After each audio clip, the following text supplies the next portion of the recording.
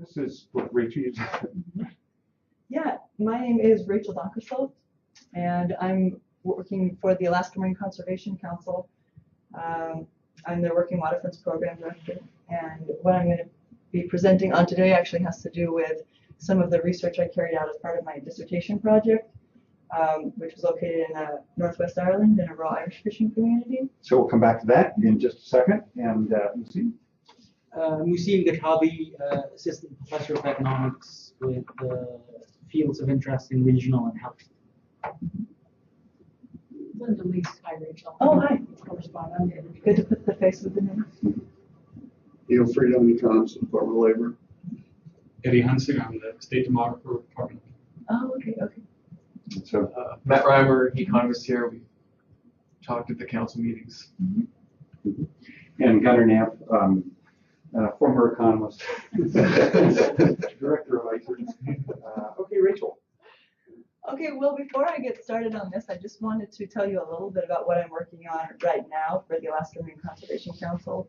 I actually brought a couple handouts if you guys are interested. We have a Working Waterfronts Program and a Fisheries Conservation Program, and I've really been working over the last 3 years to develop the Working Waterfronts Program. Some of the big issues that I work on, that's the Fisheries Conservation list. Some of the bigger issues that I work on have to do with addressing the outmigration of fishing rights and fishing opportunities from our coastal communities. And in the last year in particular at AMCC, we've really been looking to develop ways to better support young fishermen from across the state. So last December, after the Alaska Sea Grants Young Fishermen Summit, we hosted a Young Fishermen's Roundtable, and we had about 15 fishermen from across the state show up, and we spent half a day talking about what matters to them and what their challenges are. And from that, we developed this Alaska Young Fishermen's Network, and we developed this communication tool, and we have a listserv where they can stay connected and share resources and ideas, and I can keep them informed of policy decisions and what's happening and how they can get involved if they want to, and et cetera. And then lastly, as part of my work at AMCC, I'm working on a project with Courtney Carruthers at UAF and Paula Kohlenberg at Alaska Sea Grants, and that project is funded by Alaska Sea Grant and the North Pacific Research Board, and it's really looking at issues underlying the graying of the fleet in Alaska fisheries.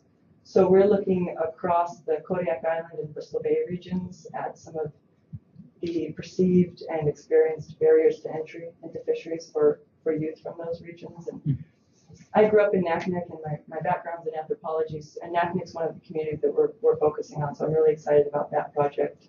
I'm actually taking off to Togiak tomorrow. We're looking at Togiak and also New Stuyahok and hopefully and Dillingham.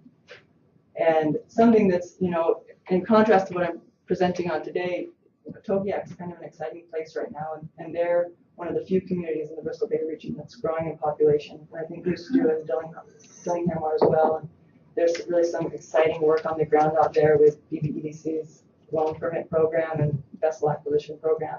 And I would not be surprised if they entice a few youth back to the region, because it's a pretty phenomenal opportunity. So, but today I wanted to talk about what's happening in Ireland in an Irish fishing community. And Just to stop you for a second, where are you in terms of that? Like, you're right at the beginning of that project? Yeah, we're kind of just getting it going. We have we've just brought on 2 graduate students. We had funding for 2 graduate students. So we're going to be doing some field research this summer. It's kind of a funny time to do research in fishing communities, but we're really just going out to the communities, introducing the project, getting it set up, identifying, participants. And as part of that, we're doing a school survey, a school-wide survey of local youth. And one of the things we're working on as part of that is looking at trying to situate young people's decisions or experiences or perceived opportunities within the fishery, within the broader context of, well, what is it like to be a young person growing up in a rural fishing community in Alaska today, and how does fishing opportunities relate to, migration and educational and other career choices and trajectories. So, and we can keep this pretty informal. So if you guys have questions or comments, go ahead and interject. But that's the pointer here. In good Irish fashion, I wanted to start with a story. And this was actually told to me on my first or second day in the community that I was working in. I lived there for a year, and I met these two women, and they wanted to know who I was and what I was doing there. I told them I'm looking at this issue of rural youth out migration for fishing communities, and the one said to the other, tell me the story. So it's fictional, it's meant to be funny, but I really think it captures nicely the lament or the loss that is felt in communities struggling with population decline when everybody's leaving. So just a little bit about where I was. County Donegal, it's in the northwest corner. Are you all familiar with Ireland at all? I'll provide a nice gloss, and if you guys have any questions, just let me know. But County Donegal is a really special place, if you ask me, but it's often referred to as the Forgotten County. When they drew the internal borders of Ireland, you can see that it shares most of its land border with the north. There's like a sliver of 6 miles of land border that it shares with the rest of the republic. So that really is served to kind of peripheralize it in the south and alienate it from the north. And there's very much a sense of being left behind there and a little bit different. I've written about it elsewhere in a paper on the politics of place and identity in Ireland, but it's the poorest and the most rural region of the republic. And I was under the star there in the southwest corner, and kind of in contrast to this forgotten county, this town of Killybegs, it's Ireland's premier fishing port, and it's actually known as a millionaire's town, which kind of gives you a sense of the wealth that has been wrought from fisheries in that region. Is that area in any sense physically isolated also, or are there sort of good roads and railroads and so on that need tie in to the rest of it? Terrible infrastructure, yeah. A lot of people, especially if you're traveling, it'd be very common, just you land in Dublin and then you go that way and then you head south. The roads are, it's opened up a bit since, Ireland's this kind of dissolving of borders across Europe. So now you can take other roads, but these are 2-lane narrow roads. There was a railroad going into Killybegs and it closed in the 60s. So there used to be a great way to get fish out, but.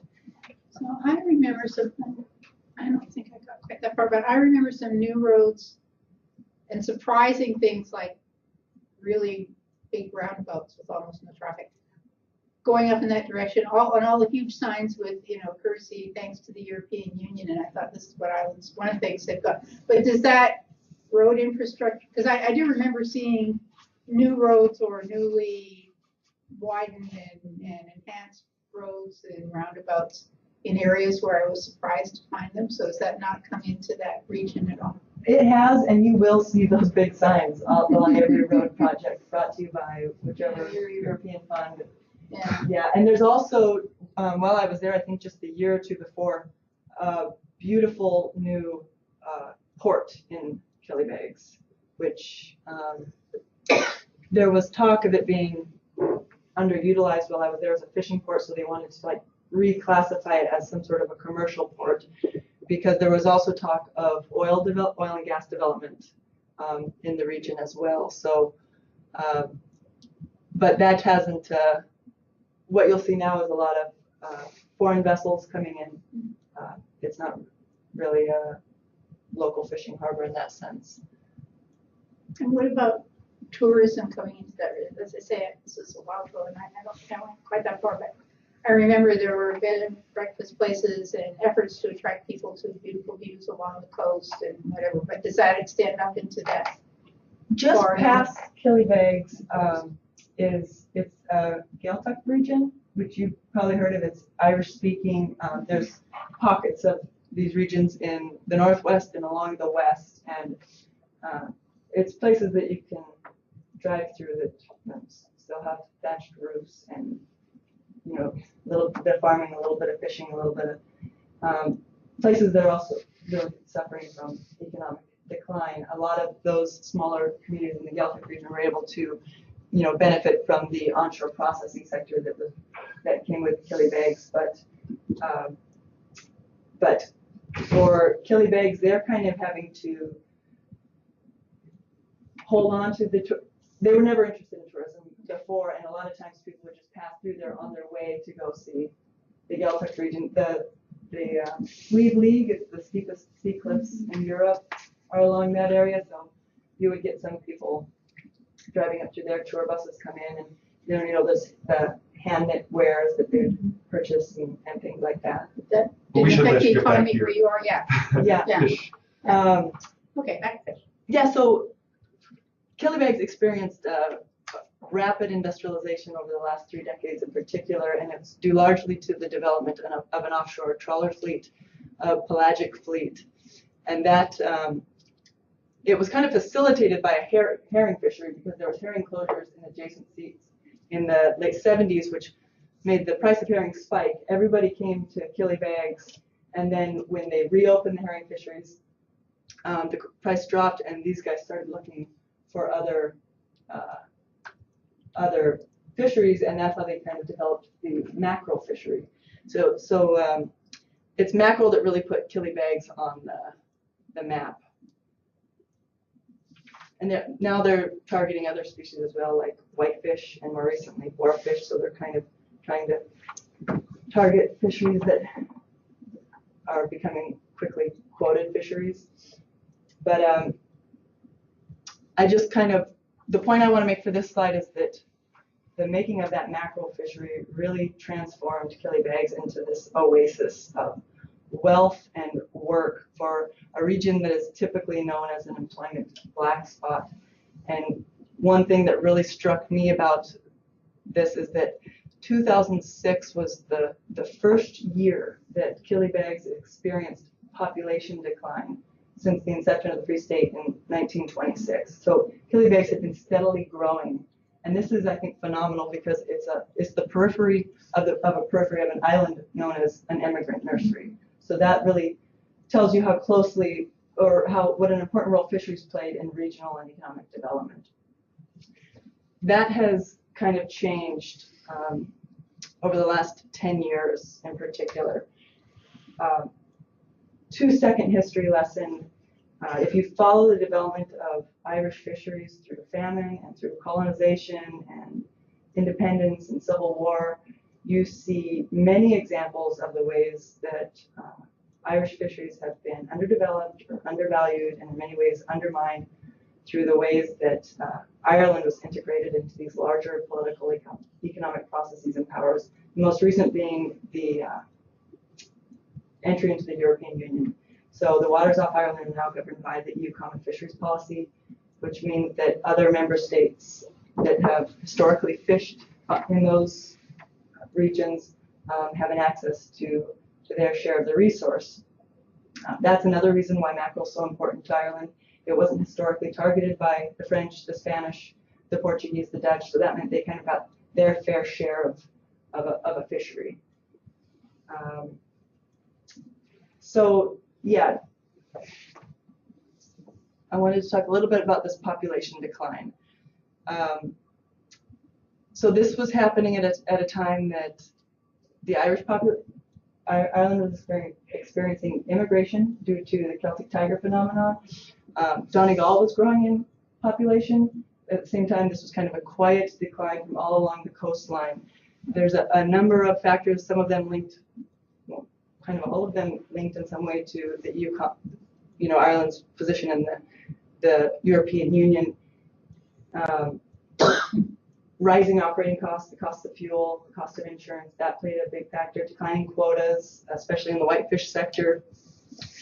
And something else happened right before I was in the field. There was the surfacing of allegations that Killybegs pelagic fishermen were engaged in widespread practices of illegal fishing, and that incited an intense wave of restrictions and regulations and ongoing investigations, and boats were in port, and it was very much, a lot of things were in flux and uncertain while I was there. I like to think of that, or I think that it should be thought of, that incident, that scandal was in the newspapers, it was a very big deal, as more a symptom of the problems within the Irish fishing industry rather than the source of some of the problems. But it's very closely regulated now, so they've had far fewer days at sea. But something else that's happening is the whitefish sector's kind of been shut down because of such few, or the quotas being so small. I mean, the standing joke in the town now is that a good-sized cat could catch the amount of whitefish that's being landed in killibegs. Meanwhile, mackerel stocks have been shifting. So whereas now the larger boats, if they can leave, they do. They're fishing for mackerel up near Norway. I don't know if you guys have heard about the mackerel shifting further towards the Faroes and Iceland, and that's creating quite a flurry and quite a controversy over, well, now who has rights to those, and they're trying to engage in these bilateral agreements about, well, just historical access or, you know, whose waters. And there's also a number of vessels from killibegs that are leaving, and they're fishing off the coast of East Africa and down the South Pacific, and that's they're following the fish. So so there's been a, you know, diminished opportunities at home. Out-migration has been this was in the paper while I was there, that there's no more opportunities. I'm actually going to focus more on the social landscape today, but I just want some points I just wanted to make. Rural youth out-migration is a selective and highly gendered process. It's often referred to as female flight, and there are significant gender differences in not only out-migration, but educational attainment, social and spatial mobility, and preference to leave home. And Margaret Dahlstrom, who does work in rural Scandinavia, has talked about this perceived growing cultural gap between rural young men and women, with young men pegged as the potential losers left behind. Is this more or less analogous to the issues in Alaska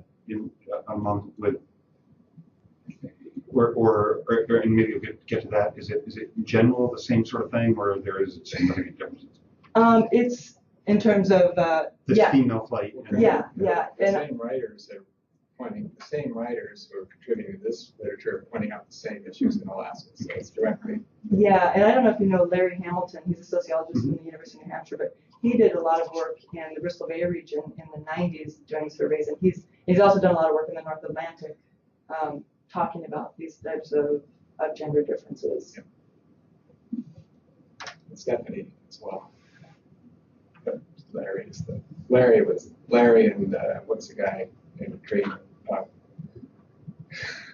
Okay, well, anyway. Who was it? What's his name? I can't remember.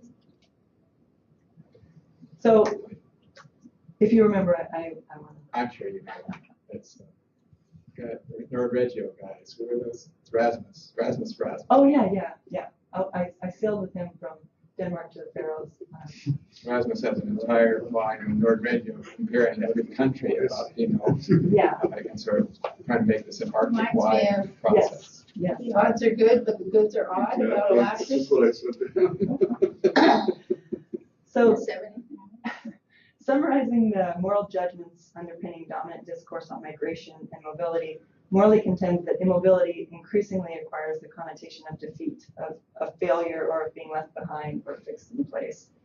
And there was very much a tendency among the young people that I interviewed to describe local young men as maybe more parochial or naive or even unknowing. And I put up some of these quotes. I won't read them all, but you can kind of get this sense, well, they don't seem to realize what's out there. Or one of the teachers said, well, I think boys are maybe shyer or something like that. So, Did you talk to some boys? oh yeah. Curious to know their perspective. Yeah, you'll see some Okay, of it great. later on.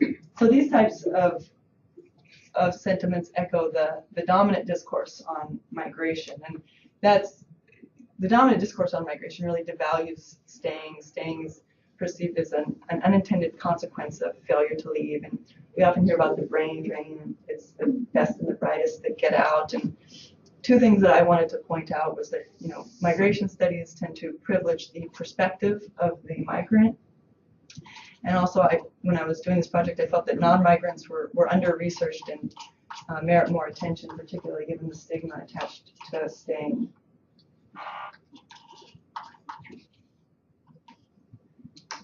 And I started with kind of a common theme in the literature, and that is, because rural life is defined by male perspectives and activities, both work and leisure, perceived constraints of real life, and the desire to leave are felt more strongly by young women. And again, I just illustrate this with some of the interview material. One woman was the only woman in the fishing industry as the secretary, and again, another teacher questioned, well, yeah, there really isn't much here for a young girl. The only woman here is the boss. You would actually hear that in a study, but it was like unspoken. It's like, well, he owns it, but she's the boss. But I put these up. This morning I was trying to find more recent numbers to show you from the 2011 census, and they've changed the age groupings that they do this in. But this shows the ratio of single females to males at the state, county, and local level. I will say that this has shifted slightly because there are now more single males emigrating from Ireland, and that is because of the 2011 economic crash. So they're leaving to find work. And there is a fair share that actually go to Australia. Australia's been dubbed the new America, and a lot of young Irish go there for a year abroad or to work for a few years. Just, I don't want to drag this down. What is the relationship, if any, between the immigration patterns in and out of small places like Killybegs with the immigration patterns in and out of Ireland? Are they exactly the same, except the immigrants from Ireland are simply going farther, or is it a different set of things going on, not necessarily the same? I would say it's what's happening in Killybegs is similar to what's happening at a larger level in Ireland. Like in Ireland, you're seeing an influx of particularly like Eastern Europeans and the newer countries to the EU coming to find work, or were before the 2011 crash. And you would see that in Killybegs in the sense that a lot of the crew aboard the whitefish vessels now are Eastern Europeans working for a day wage rather than local guys. But when it got so bad in the whitefish sector, a lot of the local guys either went to Dublin to work construction or elsewhere, because That's another very interesting dimension, is sort of the fill-in. Who fills in if local people aren't, for whatever reason, taking jobs? We've got similar issues in Alaska. Yeah, one difference in Killybegs is that the processing sector is largely local, largely in region, and that is partly because there's nowhere to house people, and another reason now especially is because that work has become so unstable and just like patchwork almost that you can't rely on it, so you can't really bring people in to work like, oh, I got you 4 hours today. But yeah, there's a lot of I think you would see similarities between what's happening in Killybegs and Ireland and Lunchtime. You control who, or does the government set policies for who owns the fisheries as well? Does that have some effect? Like if Trident showed up or something, would that affect their workers?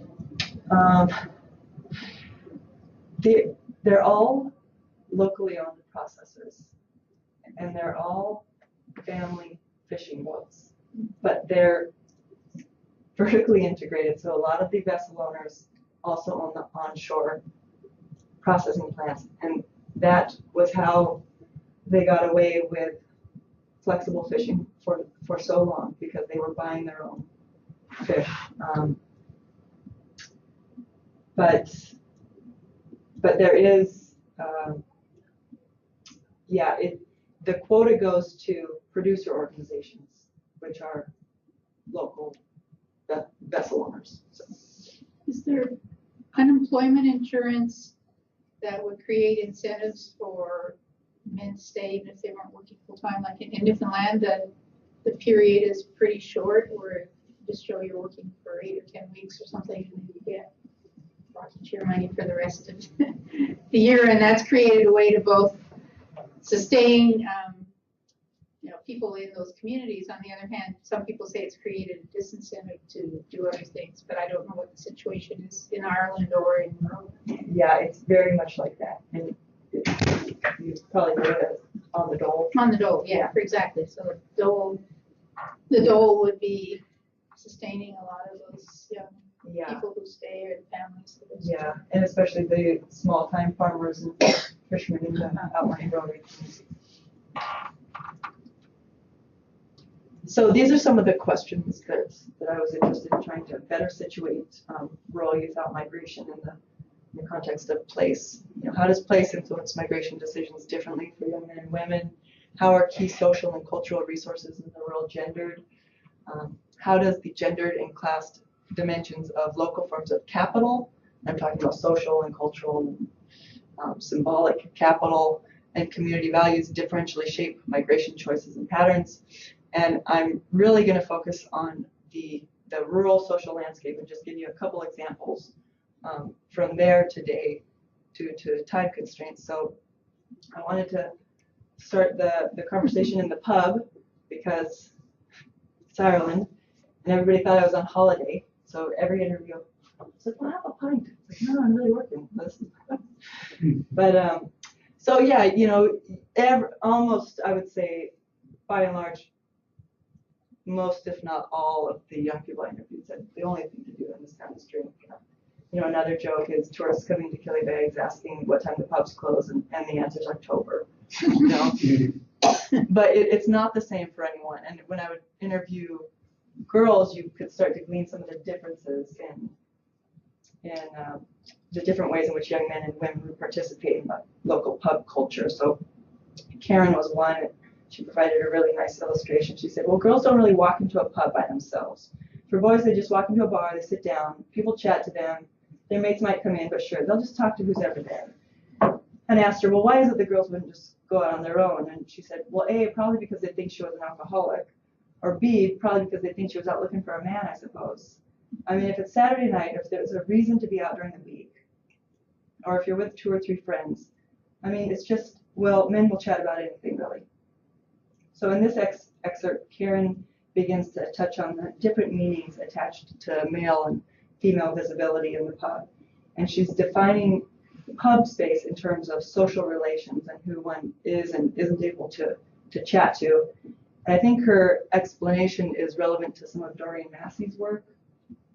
Massey argues, she argues that since social relations are bearers of power, what is at issue is a geography of power relations in which spatial form is an important element in the constitution of power itself.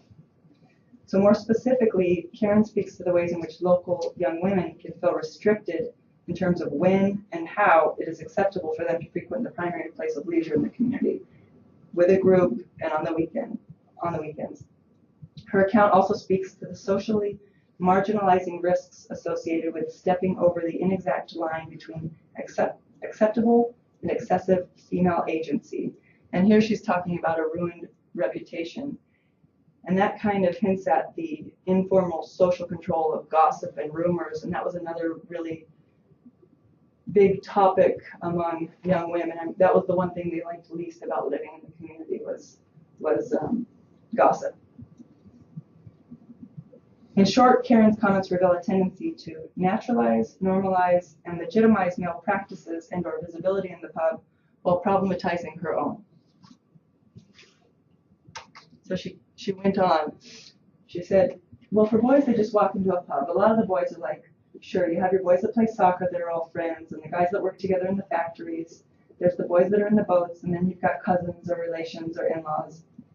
So she's highlighting ostensibly single-sex social relations and networks spanning leisure, work, and family-based networks as explicitly affording males greater ease and opportunity in participating in local pub culture. And she's making sense out of the male-dominated nature of rural pub life by linking it to larger social and power networks in the community. So for Karen, the male-dominated nature of rural pub life is embedded clearly in the wider male-dominated nature of rural public life. And her reference to sport is particularly relevant here, especially the ways in which sport differentially links young men and women into networks of power and signification that make up one's culture.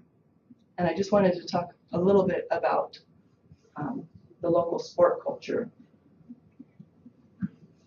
I argue that sport, and particularly Gaelic football and involvement in the Gaelic Athletic Association, is an embodied and highly gendered form of social, cultural, and symbolic capital, which espouses claims to both status and space in the local landscape. And football was a key theme in interviews.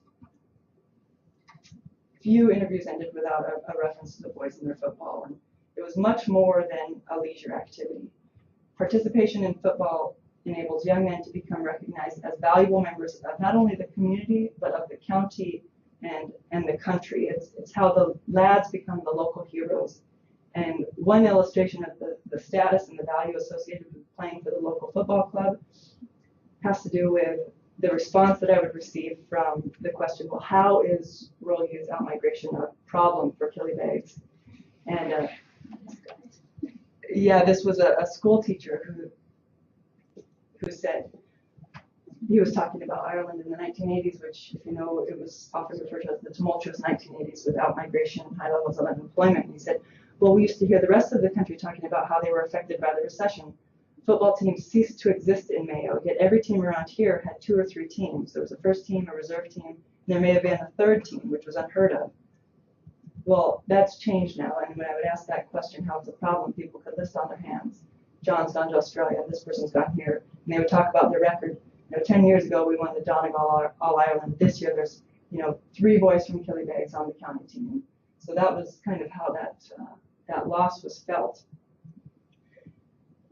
I also wanted to give you an example of some of the place-based privileges and preferential treatment that came with playing football. When I asked Paul, I don't have his quote up here, but I asked him what he thought some of the most difficult aspects of growing up in the region, where he said, well, I didn't have any real difficulties. Because then again, in secondary school, I just had a cushy life. Because around here, it's very sport-oriented, and I was fairly talented, so the teachers would just give me complete leeway as regards to homework and that. And then he went on to say, but then again, there was an awful lot of people that weren't treated like that. Like, it was nearly a 2-tiered system where some of us were treated with leniency, and some other of us were treated as second-class students. So his reference to second-class students reminds us to be careful not to collapse or conceal the myriad experiences, interests, abilities, and identities of young rural males into dominant or idyllic constructions of masculinity. The centrality of sport in community life and in dominant constructions of masculinity in rural Ireland works to not only exclude females from key social and cultural scripts and spaces, but to marginalize some males as well. And this is something I really want to stress, even though I don't have a lot of time, but there's no universal rural female experience or rural or male experience of the rural.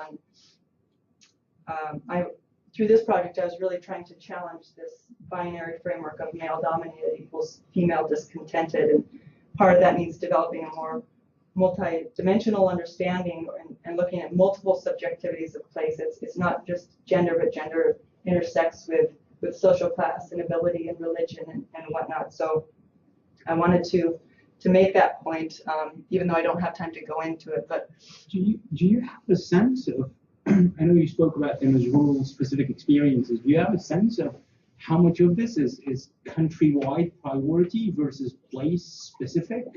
I mean, is it just that across the country there are more heterogeneities of priorities, and as a result this domination of preference is less apparent? Or with regards to the emphasis on sport, I would say that that's largely countrywide. And Tom Inglis, who wrote a book called Global Ireland, he talks about it in depth in that book, which is located in other areas of Ireland. But you see it in the papers as well, and it's very much national. It's a national project. Right. So how different are the experiences in an urban area relative to what you? I mean, yeah, one of the differences that I would be focusing on is that one, limited opportunities in rural areas. 2, that academic advancement is often linked to outmigration in rural areas because you can't pursue those opportunities within the locality. So I was linking place and migration. But to go back to what you're saying, one of the points that I want to make with this sport example is that, you know, this isn't to say that girls don't play sport and they don't excel at athletics, because they do. But among the young women, their preferred sport seemed to be basketball. It was so popular that they had to have two teams. Basketball wasn't even offered to the young men as a sport. You know, I think they are encouraged to play football. But I'm going to wrap back around to that. Yeah? I just want to mention, I'm probably one of those that fall in all of these categories. I grew up in a rural town in Germany, was one of those local hero sports people who excelled in academia and ended up here for opportunities. And I would argue you probably can see this phenomenon all across Europe. You can see it in Malta, Italy, where you have vast regions, mountainous villages just abandoned. People just moving away until the last local old couple dies, and that's it. The town is being sold off to some rich people who totally refurbish it and go there once a year. But mainly, most of the towns are just abandoned. Yeah. And but this out-migration is happening in my town too. Yeah, and you know, I focus on fishing communities, but you hear of that's the same with farming communities, and that was the dominant example in Ireland. It was because of the value that they historically placed on farm. Then maybe you're going to circle back around to this, but I think that there's a huge discussion going on in sort of fisheries management circles or fishery circles about what are we going to do about the problem of the declining fisheries communities and attributing the problem to the situation in the fisheries, and either the economic situation or the runs or the prices or the IFQs or whatever. And yet, this world or this sort of this broader experience seems to suggest that there are other factors that are going on in small communities in general, small rural communities that sort of, regardless if they have anything at all to do with fishing.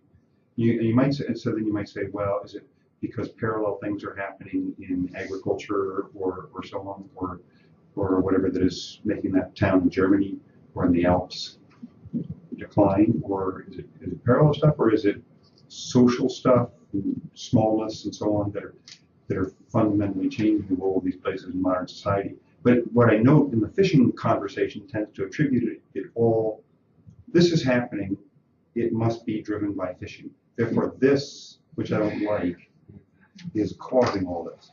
Yeah, I do think there are a lot of parallels between the fishery and the farming examples, and what it essentially boils down to is that people can't make a living at this. There's the small farmers gone from the Irish landscape now. You can't make a living at farming. Unless your father owns a super trawler, it would be very difficult for you to get into fishing and to make a viable living at fishing and with killibags right now. Yeah. I can argue in my town, we got high-tech technology in my town, and it's still happening. It's not just farming. I would argue it's not necessarily related to a few sectors. I was growing up in a rural part of the United States, is experiencing the same phenomenon. It's multiple industries, not just farming is the biggest one, but also forestry, mining, and they all have one thing in common, which is these are resource-based industries that have a sort of a finite productive capability, but technology keeps making it possible to produce the same amount with fewer people. So there are fewer jobs, and you end up with out-migration from the smallest places to the bigger places, and if the bigger places have some something tied to globalization, global economy, like a university or a high-tech industry or something like that, then they will grow. If not, then only the cities grow and more rural area declines. So this is, I'd say, it's common throughout the developed world, and it's, I would say, it's very parallel. And it's true. People, when they're in it, they'll just blame the industry, even though it's a global phenomenon. I was going to say on the gender point, I think those issues facing women, and especially in small places, are also fairly generalizable. They may not all have the Gaelic football culture of Ireland, but limited opportunities, say past high school, to form other social interactions. But as you're saying, if the girls are leaving, more of them are leaving to either move to, they want to hear where they're going, but move to larger areas either for more education or even for jobs, then that gives them the potential to create new network. I mean, when you think about it, you meet other people when you study with them, or you get a job and you find people with similar interests, or as well as other social and cultural outlets. So women are facing that, I think, fairly broadly. But also, I would think that would apply to the young men who don't fit that kind of job profile, or who aren't at the bottom without what they see as any particular opportunity, that they too would be looking for other opportunities socially as well as work. Historically, the opportunities for men to socialize with other men were organized through work. And well, That's true. sports So when they're kids, but when they're like future farmers of America in my community, or the union for the logging and mining industries, which is very important. And the women didn't have, their social networks were entirely from home to home and families, and through extended families, and it was a completely separate network. There was hardly any overlap between these social networks. Yeah, and I was just recently reading in one of the Marine News or some paper in Killylegs that there's now one of the local guys is organizing these men's sheds, and it's a place for men to get together and kind of just talk and hang out and stuff. I think, and that was something that a lot of people mentioned while I was there. It's you used to see a ton of people down at the dock talking about whatever, and then they're just not down there anymore because fish aren't being landed. Let's see where. Okay, so I wanted to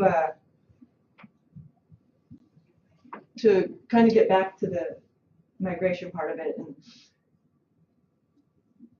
just see where I am. So this shows that, girls between the ages of 25 and 34 are much more likely to have third level qualifications, that's, like a university degree, and men were between 18 and 24 were more likely to be early school leavers. I did find data on this for 2011, and there's been relatively little change in those numbers. I got a quote here by one of the teachers again that yes, you would actually, this was another common theme, girls get stressed out about exams, girls take school more seriously, and this was his response to that. It might be more of a necessity for girls to be more ambitious, but one of the points that I wanted to make with regards to these types of numbers is that what's hidden within these is the significance of social class in the migration and educational choices and trajectories of young men and women. Several project participants talked about the subject, or around the subject, of social class divisions through the qualification that it was not simply males who were more likely to stay on, but a particular type of young male. It's the lads who stay. Diane Ray describes the workings of class within the educational system as central to, quote, the fixing of failure in the working classes. In particular, Ray demonstrates the ways in which working class use lack emotional capital, and she's referring to the emotional assets of confidence and security and entitlement in relation to the field of higher education. Aspects of Ray's argument are heard in Patricia's account of the lads at school. She said, well, a lot of the boys that stay would have been like the lads at school, and they wouldn't have been encouraged by teachers I think a lot of the boys would see themselves as not being that intelligent in the sense that they would be fit for university or college. Because a lot of the boys that do stay are the boys of the town. They sort of weren't encouraged at school. Rosemary Crompton similarly argues that in addition to economic resources, class differentials in educational and occupational attainment are maintained via the unequal endowments of cultural capital, possessed by individuals in different classes and largely acquired within the family. Crompton's attention to the ways in which cultural capital is transformed into consecrated educational capital brings to light how some forms of capital engender social and spatial mobility, particularly in a rural context where academic advancement demands out-migration. But I think we need to also consider the ways in which capital is context-specific and how more localized currency can work to spatially ensnare rural youth. Ensnare. Yeah, that's my word. But what's the ensnaring? Or you're about to tell us. Yeah. So, Michael said, well, there is a certain group of fellows, the boys that like to play their football. That's the group that seems to want to stay. And I want to quote Thompson and others here when they said, it's through the experiences of competence in particular fields and the recognition of this competence by others that young people make investments of time, energy, and identity that have significance for their trajectories. And I'm arguing that the investment local young men make in the field of sport operates as a key resource in the local economy of value, but it's a socio-cultural competency that is in tension with processes of social mobility. And Jeremy was one that talked about it and he said, well, the football clubs look after the teams very well. Like if you can't find work, they'll get you work somewhere to try to get you to stay about. So what happens to those? So he's in his early 20s, or they're in their early mid-20s. What happens where they're, say, in their 30s? Is that football culture still a support system? Do they become kind of fans rather than players or coaches? Is that still that which was so attractive in their 20s continue to be a useful support system? The short answer is yes. Something that happened in Killybegs is that oftentimes the older men would leave the team and make room for the younger men to fill those roles. And for whatever reason, that did not happen in the last generation. So I think some of the young men left. They went to Australia, they went to America, they went to other places. Because, according to the young football players, like there wasn't room for them because those guys should have stepped down and given them their chance. But are you going to get to the word ensnare has a negative connotation of something it sort of traps you here, and so I'm sort of interested in this. At one extreme, you might say, on one side, you might say, well, these people would have nothing except, thank God, they've got this, sport that they can all do that gives their life some meaning, because otherwise it would be really crummy here. But then you could argue, well, they sort of latch onto that and find satisfaction in doing that, and it keeps them from making the one adjustment that would really get them on in life, which would be to leave this godforsaken place. And are you going to go somewhere with that, or is that an unresolved tension we're left with? Well, yeah, that is kind of a charged word, but the point I was trying to make is this is the type of capital that is in tension with processes of social and spatial mobility. What you're seeing is, so when they've made these investments, say, in the local sport culture and being a part of these teams and a part of the community like this, and then the community goes through a change or a transformation like happened in Killybegs, where there's not many employment opportunities and things are on the line. I think what you're seeing is now, like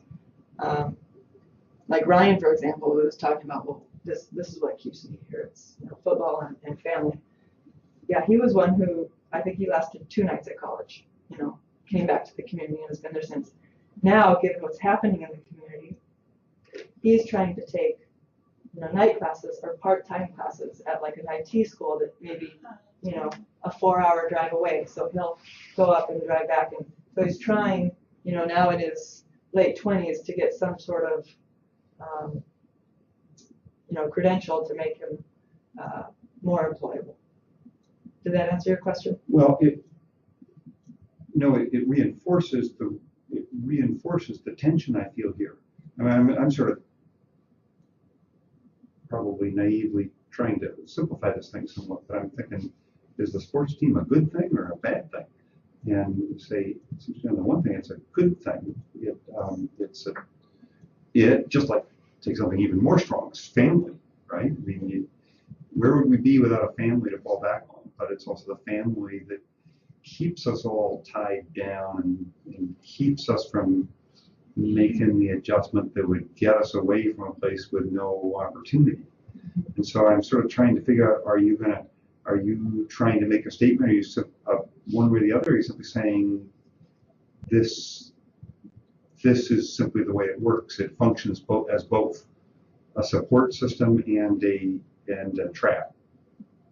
Yeah, I am not trying to make particularly like a moral statement about whether or not, because by and large the football, it is what is celebrated in the local community, the local football. I was invited to my first match, like, day 3 of being there. I didn't even know that there was a girls basketball team until like 7 months later, until I mentioned that I like to play basketball. They're like, oh, the girls play every night in the gym, so we should go down there. I had no idea, So. Can I ask about, coming back to your comment about Brian trying to get some credentials later on? Is there any online or continuing education opportunity available in the community, or do they have to physically go? Can you take an online course, or are there extension centers or anything like that? No online courses at the time, so they would have to go up to there's universities that are linked in, like the closest one I think is 4 hours away. It's an IT center, but there wasn't like a place where you could. I mean, I guess somewhere they could take it, but I didn't know of it happening there. There is a tourism college there, but there's a perception there that that's where I was like, oh, that's where you end up going, anywhere else. But I think going back to what you were saying is what you're talking around is like, and what I think the point I'm trying to make is that young people, there's a tendency in migration theories to individualize migration decisions, and you really see that in the discourse on migration. What I'm trying to show through these findings is the interdependent nature of these decision-making processes, and there's several things at play, and particularly at that age group, making decisions based on what your peers are doing and what family needs. So I do talk about, I don't know if I talk about it in here actually, but I have a chapter on the importance of taking social gravity, which can work through love or guilt or need, into account in understanding rural youth out, staying and leaving and processes of migration. Can I ask you a quick question? Yeah. I mean, essentially what you and Gunnar are talking about is the psychic cost of migration, whether they be negative or positive, and how much of a deterrent they are to leaving one's place.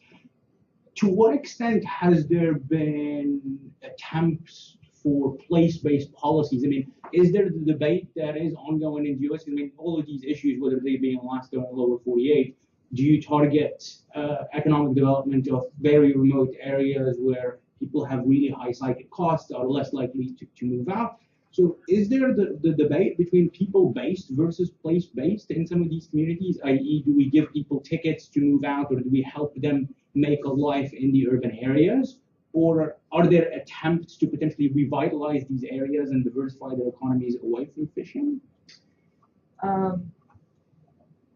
Yes to all your answers. There are attempts to diversify out of fishing. They're limited because there are not a lot of options, but in Killybegs, they're banking on oil and gas, and they're banking on tourism. And it depends.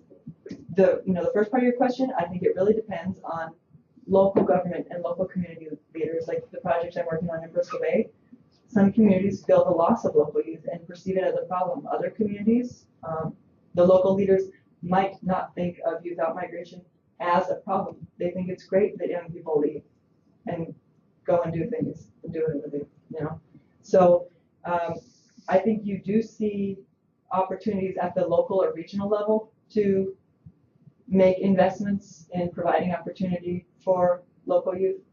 But with regards to a national debate, I don't know. I mean, it's not viewed from a political lens, is what I'm asking, because here it's very much viewed through a political lens. This question of, do you revive dying rural communities, or do you essentially help people move to the better areas and do well? In Ireland, it's different because of the history. So I sometimes think that staying, at least for a long time, is perceived differently because you had the opportunity to stay for so long. Like I remember a 15-year-old telling me, that rock there, that's the last rock that they used to stand on before they'd get on the ship to America, you know? So they've inherited this history of, you know, forced immigration and never seeing your relatives again. That being said, they are savvy in fostering international opportunity, particularly within the fishing industry. And when they tell you that it's the local young men that are working as crew on board those super trawlers, and they had to catch a flight to Easter Island to board the ship to head to the fishing grounds off the South Pacific, they are saying that with pride, that these are our guys and they're out there fishing those waters, and it's incredible. So, but in general, in Ireland, particularly in the Gaeltacht regions, there is an effort to allow people to stay in those communities and to create opportunities for those people to stay. So you'll see investments in, you know, or Ireland, one of the reasons that this Celtic phenomenon burst into the scene in the 1990s was because Ireland had a low corporate tax rate and became this haven for multinational corporations. So if you can get a call center for a pharmaceutical company or for an IT, you know, an IT center, that can be a saving grace for your community because there's 50 jobs, you know.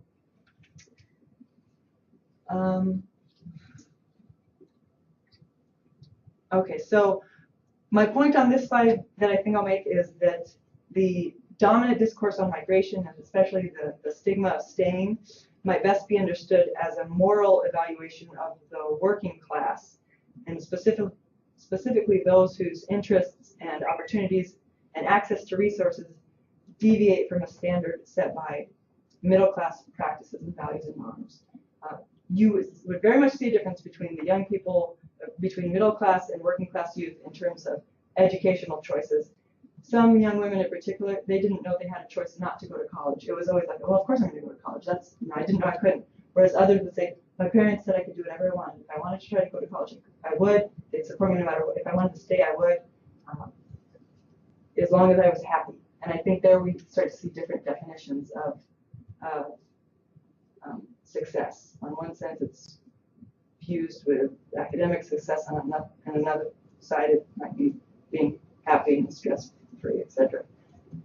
So I'm just going to make these points and then conclude, because I see we're rapidly running out of time. But yeah, within the rural Irish landscape, key social and cultural resources such as space and social networks and the ability to be recognized as valuable are gendered. Young people's individual migration decisions. Actually, let me back that one up because I didn't write that right there. I argue that theoretical and methodological approaches to rural youth immigration, which extract or isolate young people from their social groups and locations, keep hidden the meaningful ways in which the gendered nature of local and embodied forms of capital, community values, and sociocultural practices work to differentially shape the migration and education perspectives and decisions of young men and women in the rural landscape. Yeah, can I just say that back? And is this the simple way to say it back? If I say, why are young people leaving or leaving, you know, rural native villages? That's a simplistic and misleading question that I'm probably not going to be able to answer. You're saying I need to take that apart by both gender and class and other things, and I may see very, very different things going on. And other ties to place, like ethnicity, I think in rural Alaska, we would see it. You know, I know when the Bristol Bay Borough was experiencing rapid population decline in the late 1990s, what you saw was a rise in the native population because it was predominantly the non-natives who were leaving because the economy failed. So I sort of had it right. Yeah, yeah, you did. And then You're not getting your bumper sticker. And then finally, to understand what factors facilitate and constrain immigration, the importance of social capital, social networks, and social gravity, which I mentioned earlier, should be taken into account. So that's what I had. And if there's any final questions or